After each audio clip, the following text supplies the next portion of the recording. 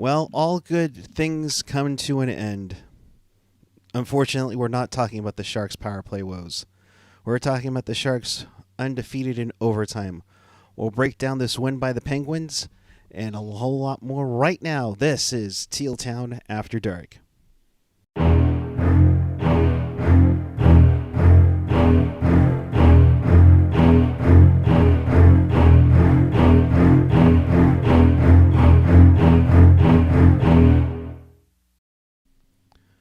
And with that, good evening, everyone. It is Saturday night, January 15th, 2022. The Sharks lose to the Pittsburgh Penguins in pain.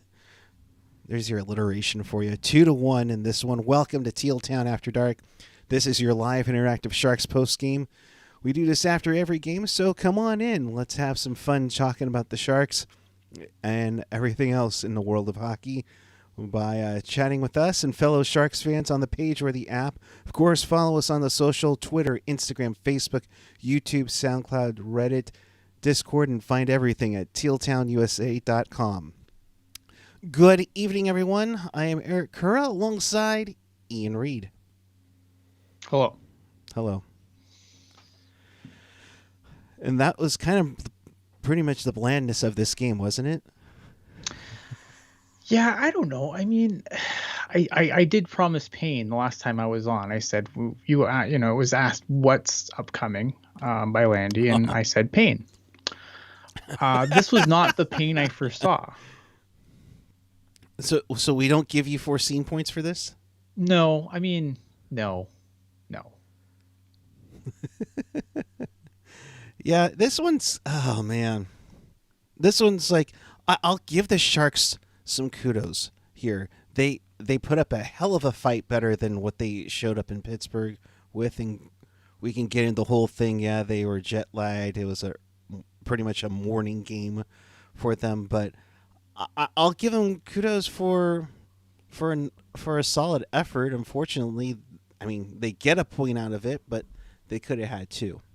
Yeah, they played good enough to win. I think that's the frustrating. That's the pain, right? Because They played good enough to win this game.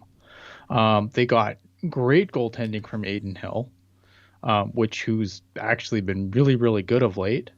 After, I think going into this stretch, knowing that Reimer was on the shelf, I think a lot of people probably thought these games were going to go a lot differently than they have. But Adin Hill has really stepped up. So, I mean, it's one of those things, right? There's a lot of positives that you can take from this game. And I know people are probably sick of the, Ian's going to find the silver lining again. But I mean, if you're super, there's definitely things to be angry about. But I think overall, there's a lot I liked about this game. I don't like the outcome, obviously, but there was a lot I liked. Yeah, and Jim in FLA, I think you're saying it right. Let's face it, the Sharks aren't even in the Penguins class, but hung in there. Yeah, no, they played a really good game. They could have just look at the last time they were in Pittsburgh, they rolled over and they died, and it was embarrassing. That's an understatement. Tonight they played a really good game. Don't underestimate pride.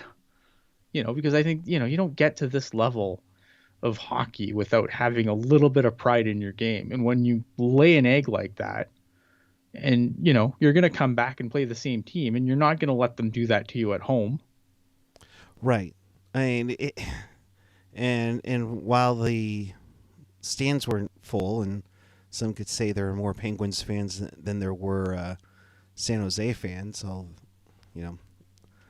that could be for another diatribe down the road. And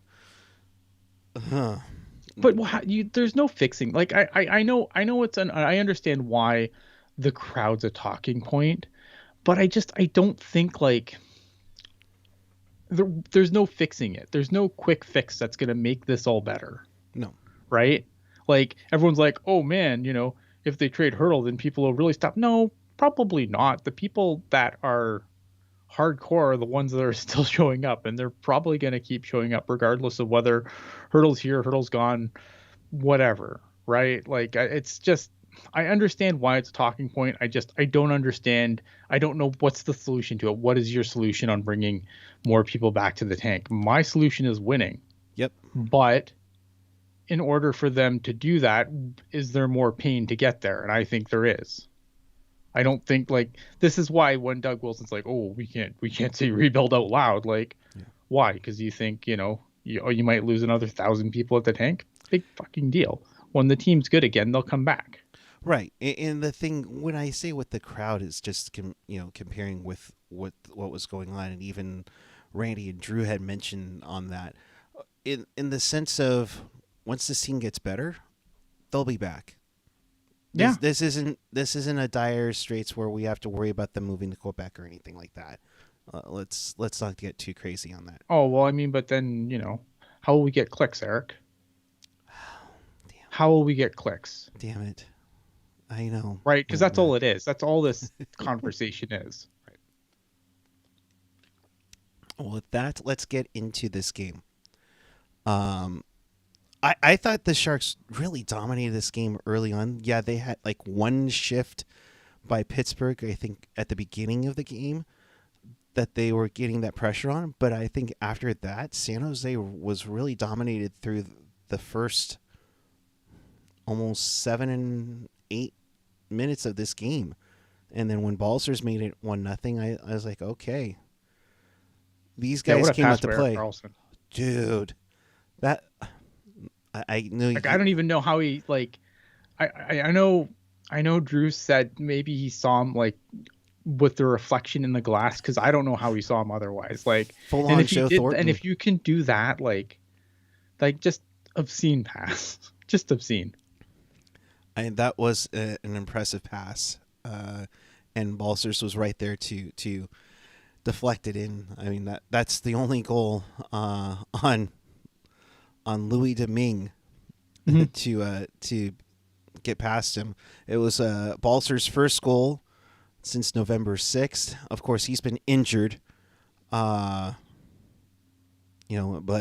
his second game back looked good. Have fun explaining that one. Jerk, you're killing me here.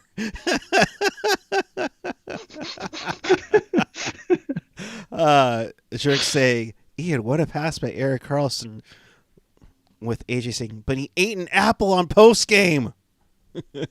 Yeah, well, it is what it is. Either way, I mean, it's nice to see Balcers get on the scoreboard. The Sharks need that secondary scoring. It'll be interesting to see when Barracuda comes off of COVID protocol, where he'll slot in. Mm-hmm. But it's a nice problem to have in that case. Yeah, I mean, I'm hoping. Can we talk about the power play? I feel like we need to talk about the power play. Oh, I was gonna set you up, but go right ahead, my friend.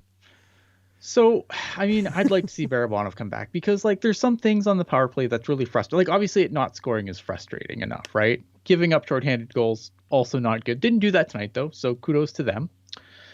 But I don't know. I mean, this team just can't score, and I don't know why. It's not for a lack of opportunity, and that's, I think, the most frustrating thing. It's not for a lack of opportunity. Like, some of these guys are getting grade A looks that they're just not finishing. And I have to question, why is a guy like, I think Weatherby has done a good job on this team. I think he plays his role well, but I guess he's a big body in the front, but why is he on the power play? To be the big body in front, to be that Thomas Holmstrom. Can you not find someone with a stick nut, like maybe someone a little bit better? I understand. I'm not, he who shall not be named is no longer here, and I understand that. We do not jerk off to Pavelski on the show. Go on. Oh man. No, I mean, and they had plenty of chances. That 4-minute power play when Guentzel took the double minor high stick on Dahlin that drew blood in the second. I mean, I thought, okay, they basically have two power plays. One at the end of the second, one in the early in the third period, And even Hurdle missing that deflection in was baffling. There were a number of shots on the power play where I thought they were just on the cusp of it. But my God, how many times, guys? It's frustrating. I mean, it is frustrating, and I think, and also I do think like it sucks to take a power play into the intermission, because I do think that when you come on the ice, you're not. It definitely kills any momentum you had, and I thought that they had a hard time getting going again, and I thought Pittsburgh played really well, and I just wonder what the hell's going on here, because. Like the turnovers on the power play are getting pretty ridiculous, right? And I think it's just, I don't know, too much, not enough low cycle on the power play, too much trying to create from the point. And of course the change in the power play was Karlsson and Burns on together, with Burns more so on the left point, going for the one-timer. So the, going for the Steve Spot special. Yeah, I don't know. I think that's a big part of the problem. I think now, do the Sharks have the talent to maintain a low cycle? I don't know. But I feel like the problem with a lot of the plays going the other way is that there's just too much of it trying to start things from the point, and there's not enough movement either. I think like there's a lot of stagnation on the ice when the Sharks are on the power play, which also makes it very easy to turn over the puck and take it the other way. I'm with you on that. They're just standing there a little bit, just waiting for one guy to do something, and there's not any crazy chaos. And I thought there was a little bit of that early on with the success, especially when the Sharks were 4-0. I'm like, this power play looked fantastic. Now it's gotten like all boring. Yay. I'm just going to stand here, wait till I can put my arms in skates. No, Alex, we're not going to say. You know who has movement when he skates? Patrick Marleau. I'm not going to say that either. No. No. Stop it. Get some help. Oh, come on. No, stop it. Get some help. He could be, but Ian, he could be. Oh God, I can't believe I'm saying this. He could be the pseudo Sharks move at the trade deadline to get them into the playoffs. Get some help. Oh man. Okay. It's time to change meds. What do you think they could be? They could do. I mean, besides kind of creating some chaos, I do like the big body in front. It doesn't necessarily have to be Weatherby, but they got to do something. I get that they're trying something different with Karlsson and Burns together, and overloading the top unit. That's the old, like, that's when things have gone off the rails. Because they just that's been the go-to play for how many years now? It's like, oh, everything's gone wrong. Burns and Karlsson together on the power play, and it's never good. Like, it's never good. That combination of blue liners on the power play, it's never really worked, has it? Because it's always the go-to when everything goes terribly fucking wrong. And I understand they got to change things up. They got to try different things. Like, I mean, another guy, let's talk about positives again. Like, I've really liked what Ryan Merkley's done out there. And I think he's been a positive addition to the power play. But again, got to try different things. I understand that, but I don't know. It just, Burns and Karlsson has never been a great power play pair. Because, again, and I wonder if that's what's led to a lot of the stagnation on the power play, is because, and all the pucks to the blue line, right? Why? Yeah. Because Burns and Karlsson are there. No one wants to do anything other than feed one of those. And look, I understand why. I get it. But if you split them up, then I feel like maybe you get more movement, maybe you get more options. I don't know. Again, I'd like to see a better low cycle on the power play. I'm in agreement with you. You do have some good, talented players on this squad. I mean, Myers going to the All-Star game. He's averaging nearly a point, more than a point a game, if I'm not mistaken, or maybe right on at a point a game. You have Couture, who's been there before, who's been Couture. I mean, how many times have we talked about him before? Hurdle has been on a great run. He's kind of calmed down the last couple of games, but yeah, I mean, there's definitely the talent there to have a low cycle. Who would you pair Merkley with on the power play? And he's up here. That's a good question. Yeah, he's up here, so you take that, you go for it, you take that shot, because I think he can make some plays. But the thing with Merkley, the one negative I've seen with Merkley, I think he's been defensively, he's been pretty well. And I've had zero gripes with his game defensively. I think he's just trying to get a little too fancy, and it worked in the AHL, but it's not working up here. Yeah. Do you want to get to the question since we had a super chat? Yeah, Grayson, I put it up here so that way I didn't lose it. But Grayson Hendricks, thank you so much for your $9.99 super chat donation. We appreciate it. Of course, all super chat donations and our Venmo donations go help support the show and the site. So appreciate that immensely. Grayson saying, 4th game in a row, the Sharks have outshot their opponents by a significant margin with little to no payoff. Is this team really spray and praying the net? I'm upset, lol. I don't think it's spray and pray. I don't think so. I think a lot of their problem is they're not capitalizing on their second opportunities. You saw a lot of really good opportunities where Pittsburgh's defense took away the rebound really quickly. But I think there's a method to the madness for sure. The Sharks just weren't able to capitalize on it tonight. Are there some shots that are probably just shots for sure, but I don't think that there's not a method to their madness. I feel like if the Sharks could beat some defenders to some of those rebounds, there could be goals, or finish on the rebounds that they get. Right. I agree. Patrick Tyler saying, try four forwards and 1D with Merkley. Just try something that isn't Burns and Carl. Yeah, I'm fine with that. I am too. I mean, who would you put up on the point? Couture? Couture's been up on the point before. That's why I suggest him. Yeah, I feel like Couture's the guy you want down low, right? Or off or over by the face-off circle.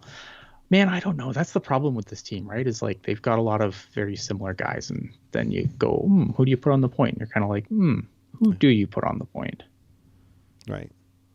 And the thing is, and AJ brings this up, at some point we have to stop the we got goalied argument. If Domingue kept you out, maybe your offense sucks ass.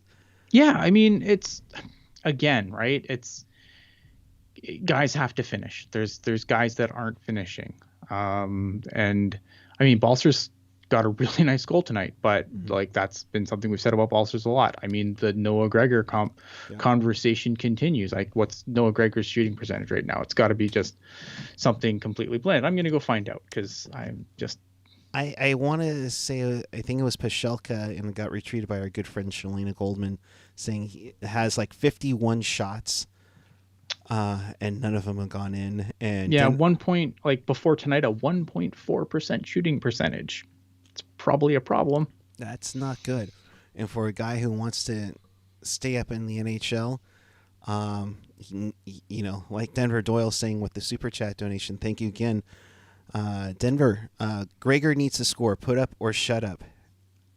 Yeah, I mean, again, I really like Noah Gregor, but at some point, one of these pucks has to go in the net, right? Like, you can't. It's and is some of this probably bad luck? Yeah, probably a little bit of it's bad luck, but at the same time, it's like when your team needs offense and you're not providing it. Like, and I don't think this team's a playoff team, so I have no issue with the Sharks going, hey, okay, who's next man up? I'm not saying you put Gregor down to the Barracuda forever and never give him another sniff of the NHL. I'm just saying maybe yeah, exactly. Like in the chat, like, try a John Leonard, try a Joachim Blichfeld. I don't know. Yeah. Like next guy up, right? Right. Like that's what I would like to see. I don't know. I feel like Gregor could go back down without any waiver issues. Maybe he can't. And that's something I should probably look into before I just randomly muse on the internet. While you do that, I'll keep recapping. No, look it up and see, and I'll recap as we go on. So Balcers gets his third from that beautiful pass from Carlson. If he says he looked before he passed it, that's no Gregor can go down. So yeah, so like, what are we doing? Yeah, but the thing is, there's Leonard, there's Blichfeld down there. We'll get to the Barracuda game tonight against Bakersfield in a little bit, but I mean, they aren't exactly, needing to replace the red light bulbs behind the net lately. For sure. But here's the thing, right? Like, I understand the Barracuda aren't doing well, but I don't mean like. You want the kids in a winning environment for sure, but I don't think like just because the Barracuda is not doing well doesn't mean someone can't come up and make a difference in the NHL. And I think that's the problem that a lot of people are like, oh well, no, the Barracuda's dog shit. Why would you bring anyone else up? Well, because some people do better with better line mates. Like look at Ryan Merkley. Ryan Merkley's been awesome since he's come up. I wanted to ask you about this. I kind of like Merkley with Vlasic. It's been fine. Like I think they've been fine. It's probably an issue of who they're playing against. Probably helps. Like they're probably drawing decent quality of competition, which probably helps that a little bit too. Mm-hmm. But yeah, I mean, I don't hate that pair. Like. Vlasic's not going to come out of the lineup for any extended period of time. That's just reality, right? Like there's certain things like I could come on here and I could be really angry about, but it'd be dumb, right? Like it's just like I could come on and be like, oh, Bugner's going to, dress an enforcer. Of course he is. Why would I bitch about that? It's just reality. Like what does that accomplish, right? Like It's better to focus on things that might actually change than things that are just another day for the Sharks. Well said. I mean,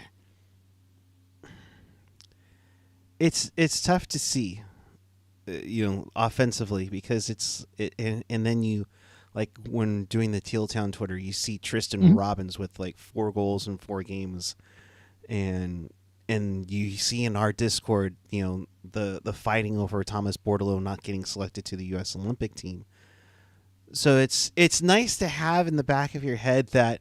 It is nice, but it's a lot easier to score in junior than it is in the AHL and especially the NHL. Like that's the one thing that people need to remember, right? Like, and I'm not trying to talk shit about our prospects. Like, there's a lot of kids in the system that I am definitely excited about, but that goals don't translate the way that like for most guys, goals don't translate from junior to the NHL. Like, unless you're Connor McDavid. No, just doesn't happen. But we saw how much Kevin LeBanc scored in junior. We saw Nikita Zhevlov do that with the Armada in the QMJHL. Oh my God, Zhevlov, that's a name. That's a callback. Jeez. But I mean, what did we hear about him? He was just so amazing to be doing things in the Quebec League, and then he really didn't do much in the AHL. Well, defense optional in the Q. Oh, yeah, that's true. You've taught me that very well, Mr. Reed.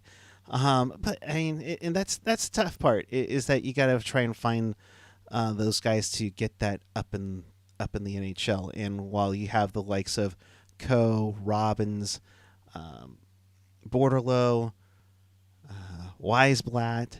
Yeah, I mean, there's like I said, there's a lot of things to be excited about.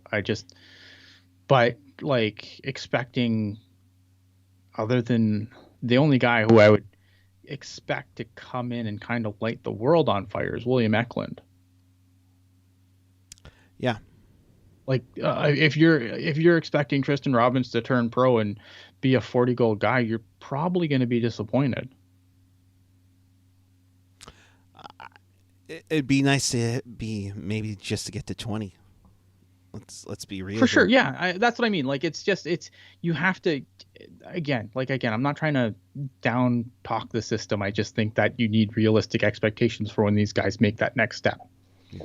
I mean, there's going to be lofty expectations, just like For how sure. they were for Meyer and LeBanc, especially coming out of the CUDA. So we'll see, and that's down the road. So what we have right now is a top six that needs some more scoring, some more creativity on the power play. Yeah. I mean, when the PK is scoring more goals than your power play, that tells me there's a big problem.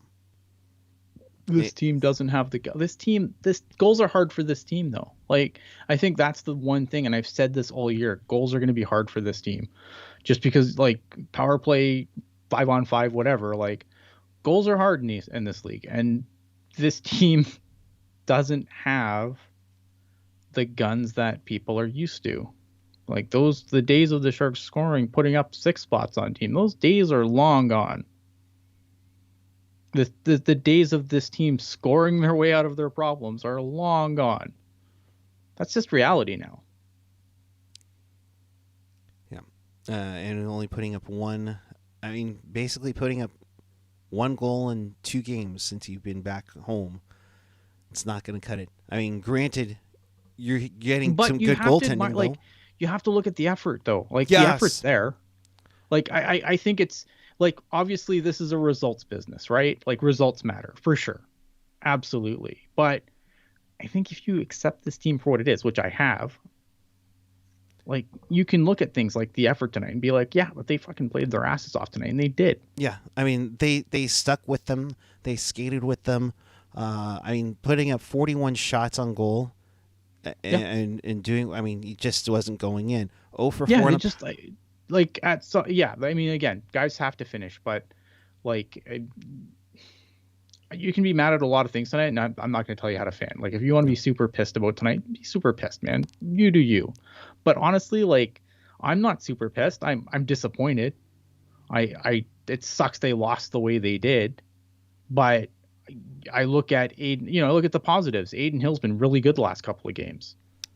The team played hard, right? Like, this wasn't a game where, there was games in that stretch of hockey where it was like, just fucking turn it off and go do something else. It's a better, it's a better time spent. That first tonight period wasn't those nights. Tonight I was glued to the screen from start to finish. Yeah.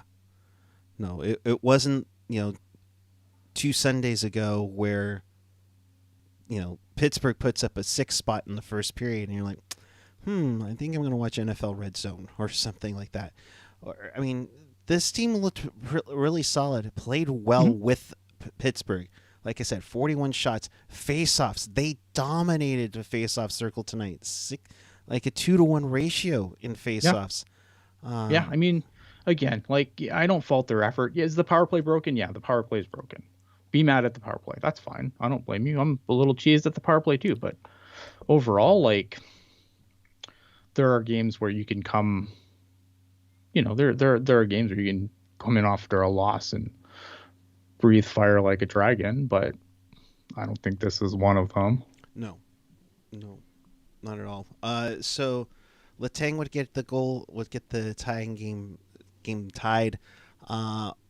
Is the one thing I do have a concern for defensively. I saw that same move by Dylan Larkin. He got by Vlasic tonight. Letang gets by Ferraro. Or what do you think it is? Is it a coaching thing? Could it be they're a little caught flat-footed, or? I'm not sure. I'd have to watch that again because I didn't remember thinking much of it. Just bad. it just looked like it was with Larkin and Letang. They both looked like they had good speed going, and that the defenseman just wasn't ready for it, Yeah. and they get caught flat-footed. Then they're turned around, and then Hill or Reimer, whoever it is, in net is getting crap. Here we go. Yeah. So that Yeah, I mean, one. it wasn't a great play for sure. That leads to the goal, but I don't know. It just was whatever. And then in overtime, that one's. I mean, that's all Sid, and Timo's got to wrap up his man a little bit better. Yeah, Timo overskates his guy. I mean, Aiden Hill has to like Crosby has the puck. Aiden Hill has to respect the shot, right? So I think Aiden Hill, he can't cheat. You can't cheat when Crosby's bearing down on you with the puck. You can't cheat to the pass because then he's gonna blow by you short side, and then you're dead. So I thought he played that. Probably did he he's again, it's Sidney Crosby. You can't just not respect that shot. So maybe Aiden Hill over commits to Crosby a touch, but again, it's Crosby. Like there's certain guys in the league where you can't just assume they're going to pass it, because the second you cheat to the pass, it's going short side. So I feel like I'm not mad at Aiden Hill for that goal at all. I think that, I mean, Timo Meier can't overskate his guy and has to be there better. But this is the thing. This is why I like 3-on-3 though, right? Because it's goofy, or it should be goofy. It's been coached to boredom now. Yeah. But this is kind of why I don't like it when it ends in the Sharks giving up a goal, but I like the goofiness of it. The chaos, like if Sidney misses the net, it's going the other way, and you got a 2-on-1 for San Jose going on. That's the fun part of 3-on-3 in my mind. Yeah. So yeah. I mean, again, probably unfortunate turnover that leads to that rush, but that's 3-on-3 hockey. I wish it was more like that all the time, where, but it's been unfortunately. The fun's been coached out of it. Of course. So the Sharks lose this one 2-1 to the Penguins. Let's get to some of the comments from the locker room. From Mario Ferraro. Hill is competing. We're all proud of him. He comes in every day with emotion and passion. He gives us more confidence. Yeah, like Aiden Hill's had a really good stretch of hockey. I hope it lasts. I hope it continues. Like, this is what. Again, I there's been a couple of goals where it's been like, oh, come on, really? But overall, his play's been really good the last stretch. Like, I think he's giving the Sharks everything they need from him. And all things considered, considering, he doesn't have Reimer to bail him out right now, kudos to him. I know people are tired of the 2 or fewer thing, but no, we not 2 or fewer on the show either. No, but what I'm saying is that he's basically giving you a chance with giving you 2 goals. And Aiden Hill has put the Sharks in a position to win most of his last few starts. So I think that's all you can ask for. That's what you need from your goalie.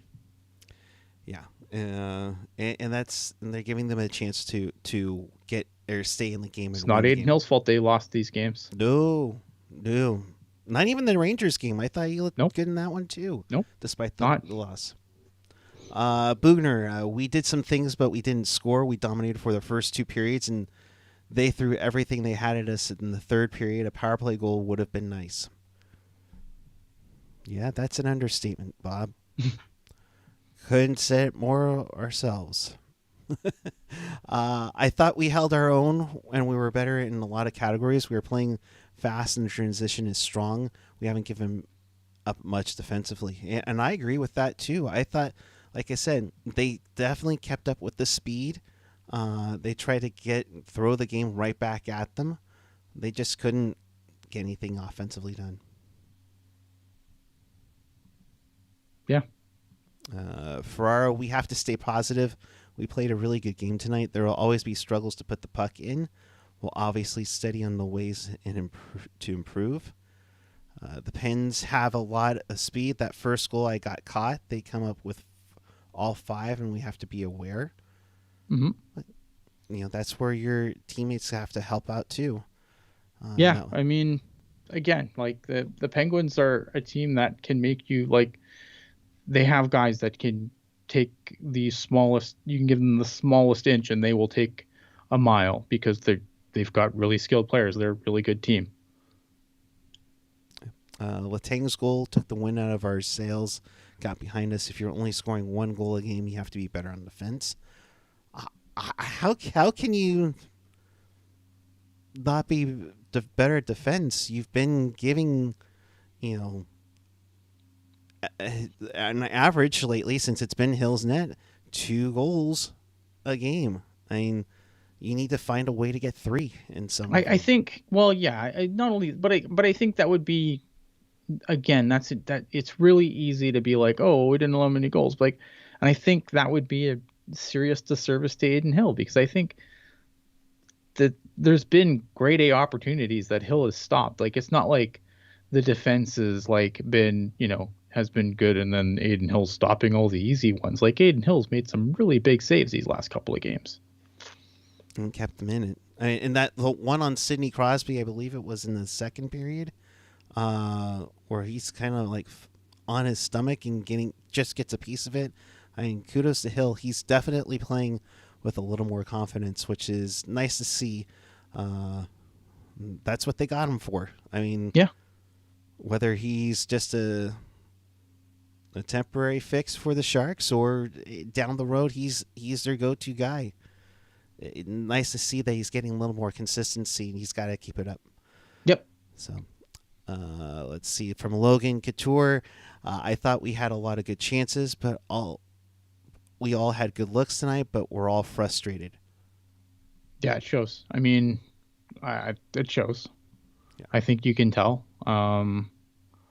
It's one of those things where, I like the argument for keeping a guy like Gregor in the lineup is you just hope that once he gets the 1 goal that the dam will burst, right? Because he's doing a lot of the other things really, really well.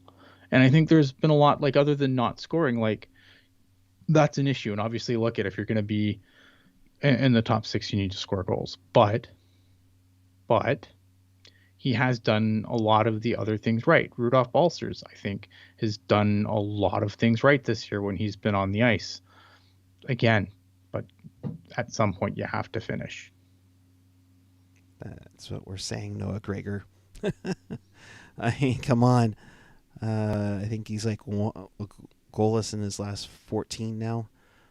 In that one, Bugner. A lot of our guys are snake bit. We had guys in front of the net. We're just not putting them in, i.e., the hurdle play on the power play near the end of the second. Yeah, and again, some credit to Pittsburgh's defense though too. Yeah, but also Couture giving themselves some kudos. We didn't give Crosby's lines a lot of looks tonight. I thought our line played well. I like our game. If we continue, we'll win more than we'll lose. Hill finishing off, I felt good with not a ton of work early. Pens are a veteran team and made a big push. I feel like I'm turning a bit of corner here. I'm getting more confident when I play my best. I like that swagger. I have that swagger, excuse me. I thought the last 2 games we deserved better. I need to answer a question in the chat. Go for it. So Lacey is saying, what's Weatherby doing that Gregor isn't? Weatherby's not, but Weatherby isn't playing in the tops. Like Weatherby's not a guy who's, are we expecting big goals from Jasper Weatherby? Because it wasn't like he's not. I don't look at him as a goal scoring threat. I look at him as a grindy 4th line player, like a bottom 6 player who could have some scoring touch. Yeah, but that's like when has he had scoring touch? Didn't have it in college. Like it's just I don't have those expectations from him because I don't think that's his game. I think Weatherby or Gregor, Balcers, like these guys are in the top 6. Weatherby would be terribly miscast in the top 6. That's all. So that does it for this game. I mean, 2-1. It's a tough one to take, but the Sharks do get a point out of it, so that's a good thing if you're not on Team Tank. So there's that. Let me get to the standings here, but within the wild card, I should have this up earlier. My apologies. Okay. And NHL.com is just taking an epic poo. So with that, let's talk about the other San Jose team right now. Ooh, Barracuda!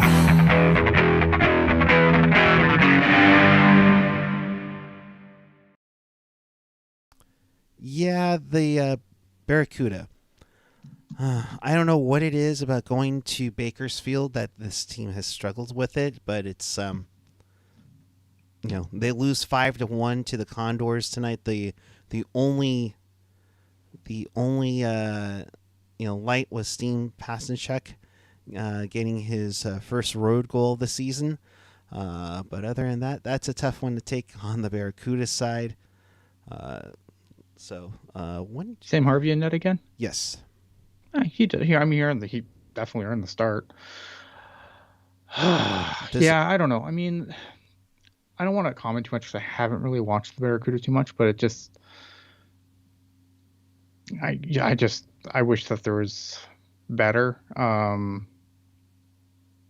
This team can't buy a save.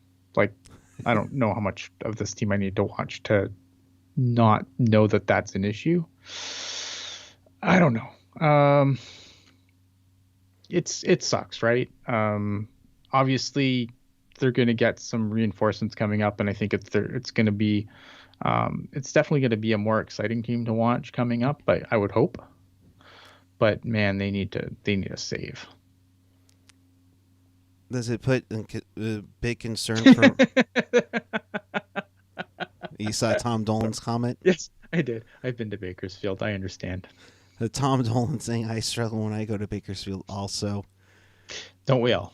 Apologies to our viewers in Bakersfield. Yeah, I think that's going to be my new thing. I'm just going to piss off people from a random place. Last show was Saskatchewan. This time it's Bakersfield, but it's Bakersfield. They know.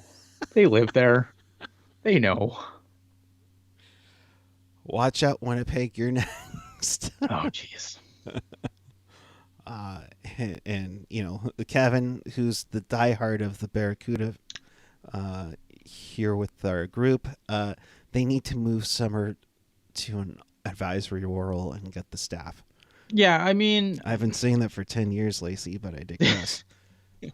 I think that's the one thing, right? Where, I know that there's always, detractors and people that are pro Doug Wilson, but I feel like just the one thing that Wilson's always, in my opinion, never had his eye on the ball is the development system. I think the development system has been atrocious for a long time, and yeah, you can bitch at Roy Sommer, but I'm tired of bitching about Roy Sommer and Bob Bugner. I'm getting tired of the guy who keeps them in their job. Good point. So the Condors beat the Barracuda 5-1. Coming up for the Barracuda this week, they play a home game against San Diego, and then go right back down to Bakersfield for a weekend set. Or no, I'm sorry, a home at home. So they go back. So they go home to San Diego on Tuesday, go down to Bakersfield next Saturday, then come back for a 5 p.m. start on Sunday, January 23rd at the Tank against the Condors. Who makes these schedules up? What in the world? I thought the Sharks' schedule is weird. Jeez. They got frequent bus miles going on or something? I mean, come on. Do they bus anymore? Does anyone bus anymore? I feel like they all fly. Like it's 2020. Good point. Let's get to the wraparound. Because, boy, howdy.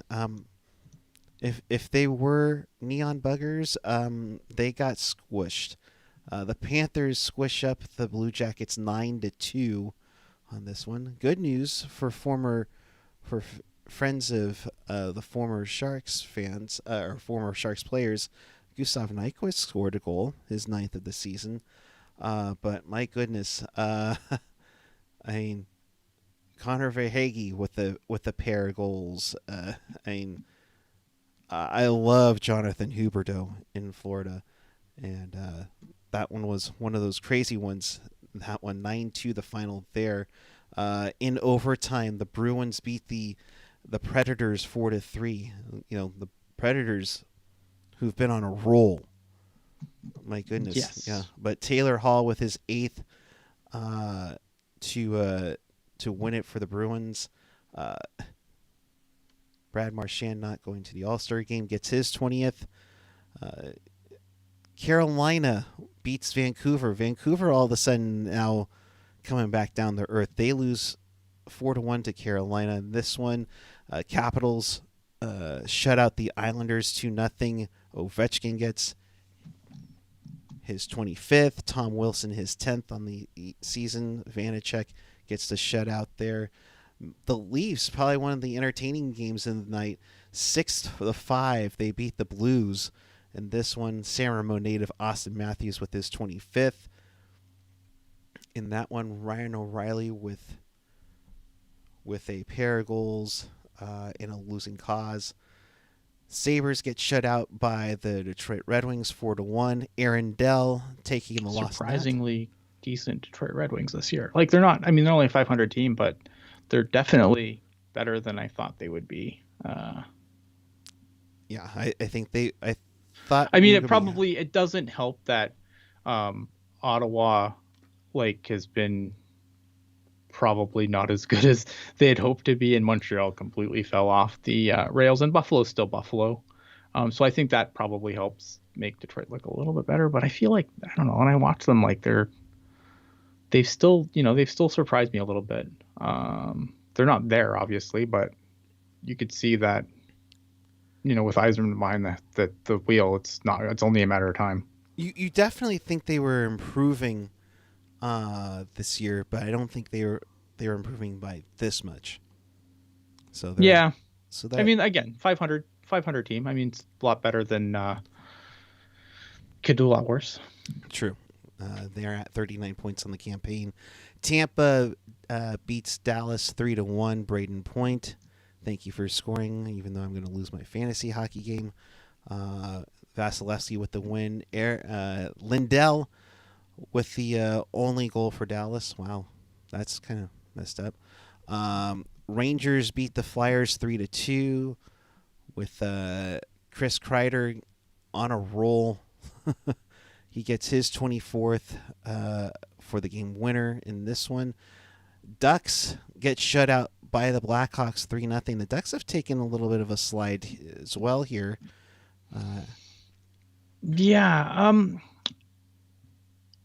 Earlier in the season, I said that a lot of teams might see a bump because of players playing for Olympic spots. And I thought definitely John Gibson was going to be playing for that starting job on the U.S. Olympic team, or at least giving it a go, right? Obviously, I don't think it was it going to be his?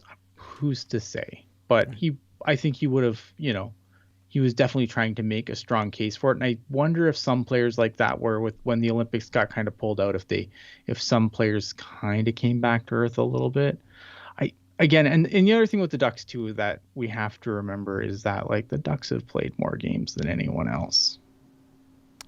Yeah, the Ducks have played 41. They're at the halfway point. Yep. We talk about games in hand for the Sharks. Calgary has 7 games in hand along with Winnipeg, while Edmonton and Dallas have 6. Yeah. So, yeah, and Calgary's the team that Calgary's kind of sliding a little bit too, but I think I think it's a rough stretch for them, but I don't think that I would write the Flames off just yet. And those games in hand, I think they're going to shoot back up the standing, provided they can get the wins kind of going again. I understand that lately they're not doing as good. And I think a lot of these teams are suffering from these postponements, right? Like this start stop nature of the season is probably not done them any favors. You look at the Canucks and what a crazy run they were on, and then they get postponed, and now they've kind of fallen back to earth again. Yeah, but I don't think the Canucks were a good team. Like I expected that to happen. I don't think they're a good team. True, but I mean, to go on the crazy run they had, where they were just starting to get right back in the thick of it for a playoff run, and then next thing you know, didn't the Sharks do that last year? Yeah, I mean, but they're what the Canucks are doing right now. They're basically doing the road trip that the Sharks are going to be doing fairly soon, going to Tampa, going to Florida, Carolina. I believe they go to Washington as well. Where it's going to be kind of I don't want to say make it or break it a little bit, but I mean, it could be, you're going through a gauntlet for sure. Yeah. Let's see. Avalanche shut out the Coyotes 5-0. The Kings go to Seattle and take down the Kraken 3-1. The Oilers lose to the Ottawa Senators 6-1. A pair of goals from Josh Norris, including one where he used Dylan Gambrell's helmet. I don't know if you saw that on there. I did. But Cassian Yamamoto, Perlini, Nurse, your goal scorers for Edmonton. I mean, Edmonton went into the offseason and said, yeah, we probably need to address our goaltending. And they addressed it by coming back with the same guys. So not that it's been, completely the goaltending's fault. I think there's been other things going on there too, but that team is, I don't know what's going on with that team. Like, it's a mess. It's an absolute mess. And I think they have maybe one of the most overrated GMs of all time. I'm with you on that one. I mean, just, when listening to the Steve Dangle podcast go over the most recent signings that Ken Holland's made. He had a really good scouting department in Detroit. And was great before the cap.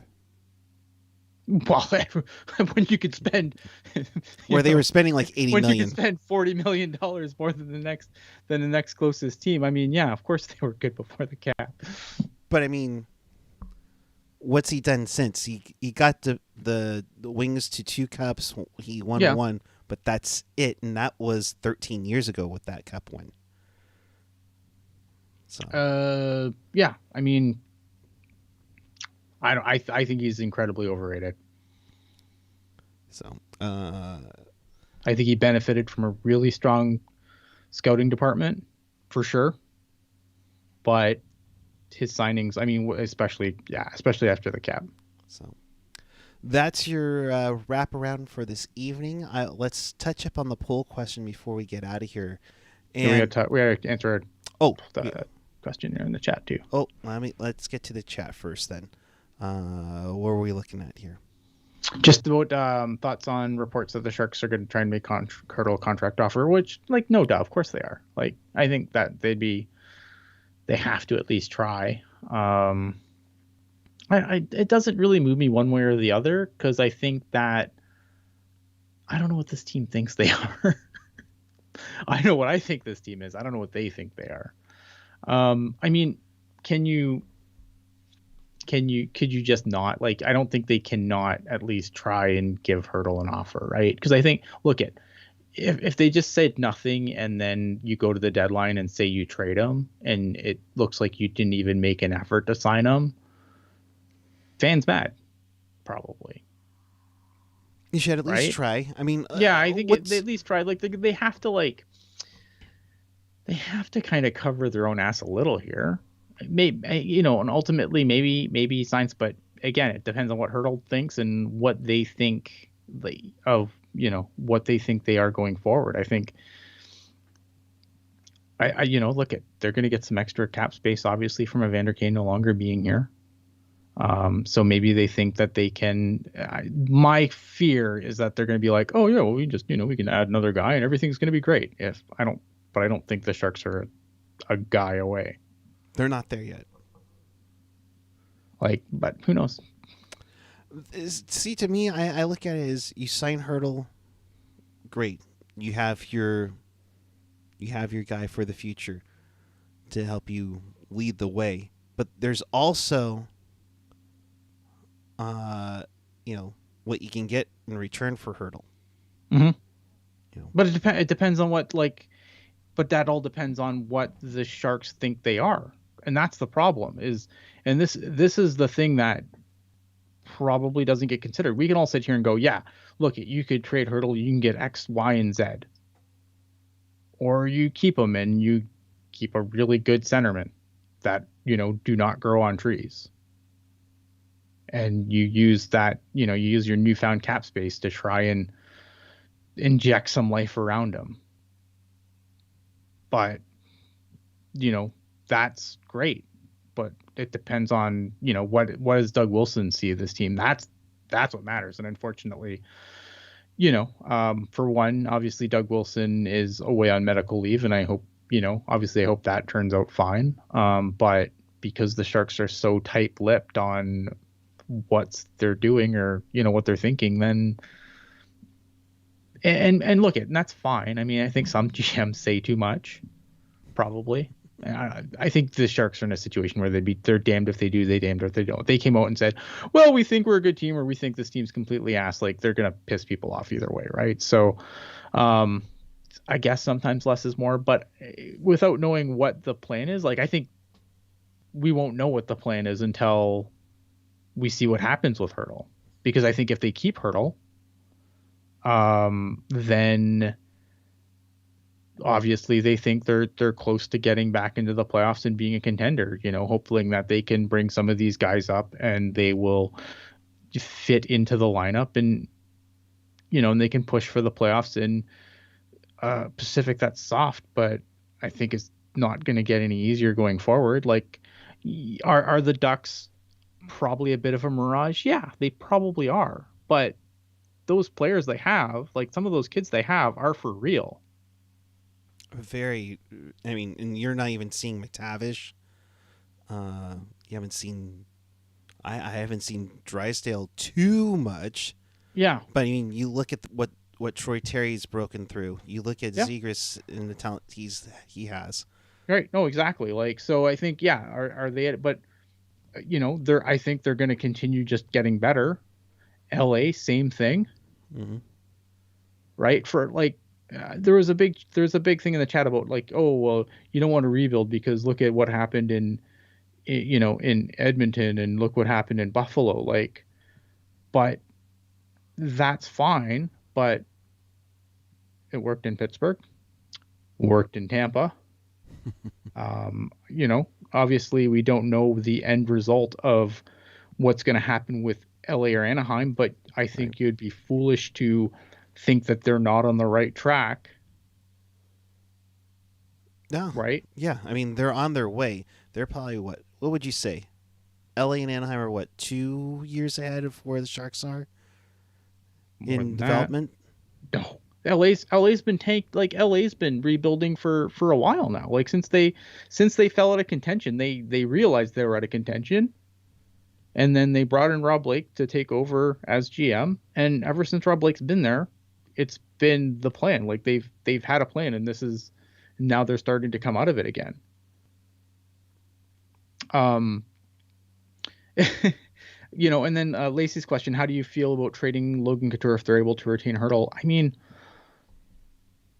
then you're still down a center, right? I don't know. I think you're down a center, but you're also I feel like if you move any of those guys, if you move a Couture, if you move a Hurdle, if you move guys that I don't consider to be part of the problem right now, maybe other people will consider other people, some people may consider some people part of the problem that I don't look at Hurdle and Couture as guys that are part of the problem. They are right now part of the solution. They're still good. They're still earning their money, in my opinion. those they're net positives. So I think if losing one or the other right now, like I think if you go forward and you sign Hurdle and then you still decide that this team isn't good, and then maybe you tear it down to the bolts after and you move Couture at that point, yeah, that's fine because Couture's not getting any younger. You still need guys, but the thing is, you have to remember, you still need guys when you come out of a rebuild, right? That's the problem. Right. That's the big thing. So the more and more we get closer to the deadline, the more and more this is just going to be so interesting to see how this goes. I don't think like keeping that, then that's the problem, right? It's like, I think that what's next for the Sharks is gonna take time. There's no knee-jerk solution that's gonna solve everything and make this a playoff team, and that's, or maybe a playoff team, but make them a true playoff, Stanley Cup contender. There's no knee-jerk thing that's gonna do that, and I think that's gonna be the frustrating thing because there's no good answer. Like if you're looking for Stanley Cup contention next year, I don't have an answer for you on how they accomplish that. Yeah. And that's what's going to be intriguing, March 21st, and then once the season ends, and then you got plan for their draft. You wonder what goes on from there. So, it makes you wonder how different things would be if Tavares wasn't using the Sharks as pawns to get more money out of the Maple Leafs. He wasn't the first. I mean, not out of the Maple Leafs, but Tavares wasn't the first player that used the Sharks to. I mean, that's why I think they went so hard on Erik Karlsson, was because they were just sick, and Doug Wilson was just sick and tired of being the bridesmaid. Yeah. Because I think a lot of free agents have used the Sharks to increase their value with the team they wanted to go to. Don't forget Stamkos too. So let's get to the poll question here tonight. Which quote unquote face of the NHL would fit with the Sharks right now? Just hypothetical. Any of them? Yeah.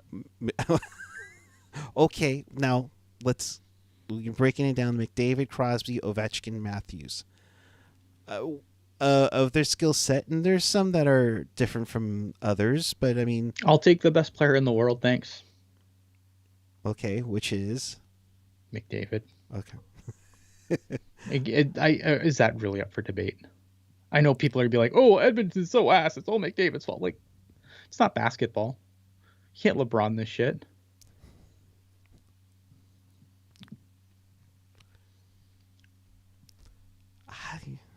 Yeah, see, I mean, and McDavid is winning with 44% of the vote.